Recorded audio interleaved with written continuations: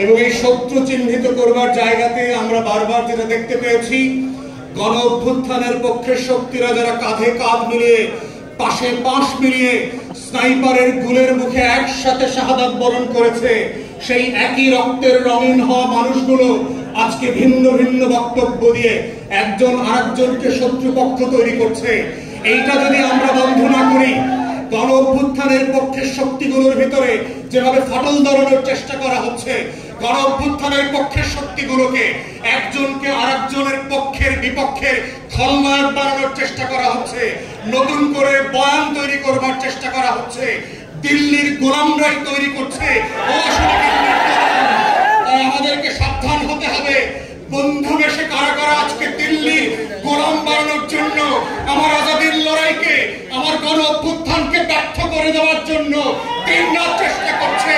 সেই দিল্লির গোলামদেরকে এক্সপোজ করা, সে রাজনৈতিক দলের নেতা হোক, সে আমলাতন্ত্রের মধ্যে হোক, সশস্ত্র বাহিনীতে হোক, গোয়েন্দা সংস্থায় হোক, এই যে নতুন বয়ানের রাজনীতি তৈরি হচ্ছে, যে রাজনীতির মধ্য দিয়ে গণ অভ্যুত্থানের নায়কদেরকে আজকে খলনায়ক বানানো হচ্ছে, যেন বাংলাদেশ সব লুটপাট করে খেয়ে ফেলছে সমন্বয়করা। এই যে নতুন বয়ান, এই শত্রু তৈরির বয়ান হচ্ছে বাংলাদেশকে আবার আজাদি বিক্রি করে দিয়ে দিল্লির হাতে তুলে দেওয়ার বয়ান। এই বয়ান হচ্ছে এজেন্ডা সেটিং করে 111 এর মতো করে মসনদ পরিবর্তন করবার যেই রাজনীতি, এই রাজনীতি থেকেও আমার তরুণ এবং যুবকদেরকে সাবধান হতে হবে। আমাদের কথায়, আমাদের আচরণে, আমাদের কর্মকাণ্ডের মধ্যে গণ অভ্যুত্থানের পক্ষের শক্তিদের মধ্যে কোনোভাবে যেন ফাটল তৈরি না হয়।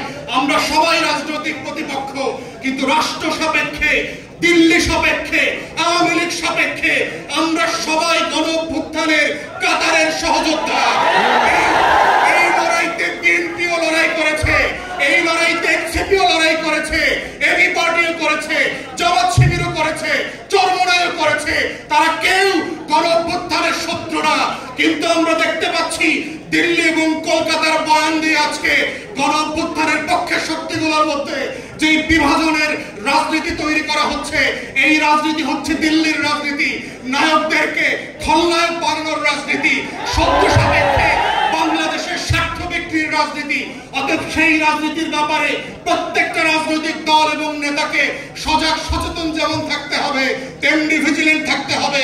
এই গণ অভ্যুত্থানের আপনারা যারা সম্মুখ সারির সহযোদ্ধা ছিলেন, পাশে পাশে বসে, প্রান্তে প্রান্তে বসে যারা লড়াই করেছেন, আবু সাইদ মুগ্ধের মতো যারা এখনো আওয়ামীদের মতো বুক চেপিয়ে বসে আছেন, লাল সবুজের পতাকার দিকে চুপটি মেরে যে তাকাবে শকুনের মতো, ওই শকুন চুপটি মেরে চোখ সহ তুলে দেওয়া হবে।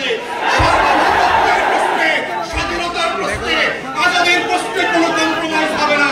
এটাই হচ্ছে আগামী দিনের নতুন বাংলাদেশের একমাত্র বয়ান। এবং সেই বয়ানের নেতৃত্বে এনসিপি থেকে শুরু করে জাতীয় যুব শক্তি নেতৃত্ব দেবে।